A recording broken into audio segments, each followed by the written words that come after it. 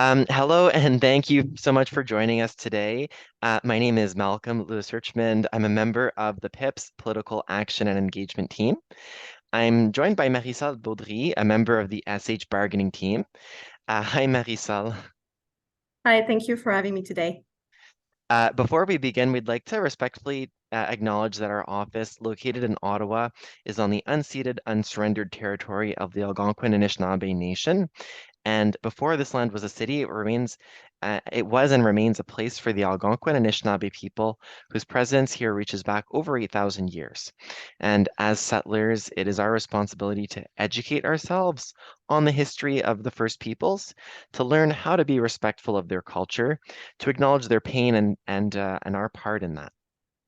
And this journey of understanding is uncomfortable, but part of discovering our past and how we continue to benefit from what happened. And it's our duty to grow and change in order to want to do better.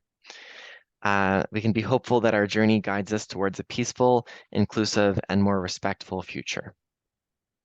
One where we can hope to have done the work required to be seen as guests on this great land, um, of these First Peoples, and to be a part of their community. So, Marisol, as you know, SH members are professionals and as such are required to maintain professional licenses in order to keep your jobs and maintain those high standards that healthcare professionals are held to in order to keep Canadians safe.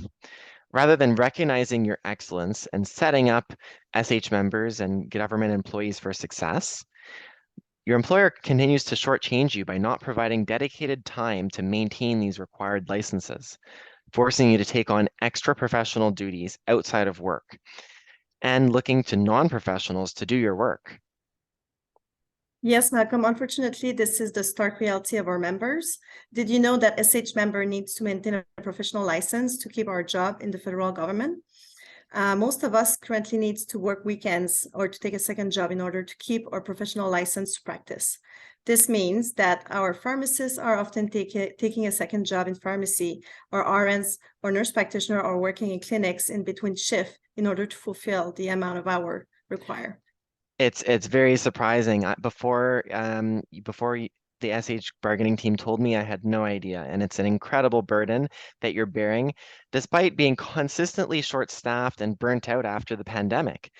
What you've described, it sounds a lot like the definition of deprofessionalization. Yes, I agree with you. And that's why we think that the SH collective agreement needs a unique clause to address this group unique licensing requirement. Licensed professionals have not only the duties of the position that they are beholden to, but also the professional college or licensing bodies, which determines whether or not they are licensed to provide the services the job requires. Even with an academic degree, without a professional license, SH members are not employable in these roles. So what you're telling me is that in order to give Canadians the quality services from licensed or registered professionals, your employer is requiring SH members to use their free time, so time for their family, for their loved ones, the time to sleep in order to maintain the licensing requirements that they need to keep their job. That makes no sense. Does this affect all SH members, or does it just affect one classification within your group? Actually, this is not specific to all. It affects all SH member. SH member are dispersed across the country, and in case you didn't realize, including all of the following professional. I don't know if you know that we have pharmacists, we have doctors, nurses, who are actually the largest contingent. We have social workers, psychologists, dentists, dietitians, veterinarian, occupational therapists, physiotherapists, nurse practitioners, and medical educator nurses. Wow, thanks for sharing all the professions that this deprofessionalization affects. Also, I thought that there was already a leave clause in your collective agreement that allowed paid time off to keep your professional accreditations up to date. I think you're referring to Article 18, and the language and intention doesn't fit our circumstances at all. Firstly, mainly SH members do not get any leave actually granted under Article 18, as it is quite cumbersome and departments often do not respect it. Secondly, there are several parts to Article 18 and the employer often feels they have met their obligation to the entire article if they approve one small part for a member. For example, approval for a conference attendance leads the employer to feel they do not need to address anything further, which is insufficient for the needs of member to maintain the professional license. Thirdly, there are differences between professional developments, how I advance my value as a professional and acquire new skills, versus career development, which are courses and training that are specific to my employer and may help me with promotion or jobs in the future, versus maintenance of professional license requirement, which stipulates that each and every year, the members needs to complete these continuing education and or clinical practice time in order to be eligible for ongoing licensures. And the license is a requirement for the position. So it's really two different things. Wow, that's incredibly eye-opening information, Marisol. I had no idea that RSH members had to deal with this on top of everything else you do for Canadians and for your employer. Is there anything that can be done in order to fix this important issue? Actually, there is, Malcolm. The SH group needs at least one new unique clause to replace Article 18. The education and professional development clause that other treasury board groups have is insufficient for the needs of our SH group. Foolproof distinction needs to be made in the collective agreement between professional development, career development, and maintenance of requirements for professional licensures. That sounds like the least the employer can do to make things right.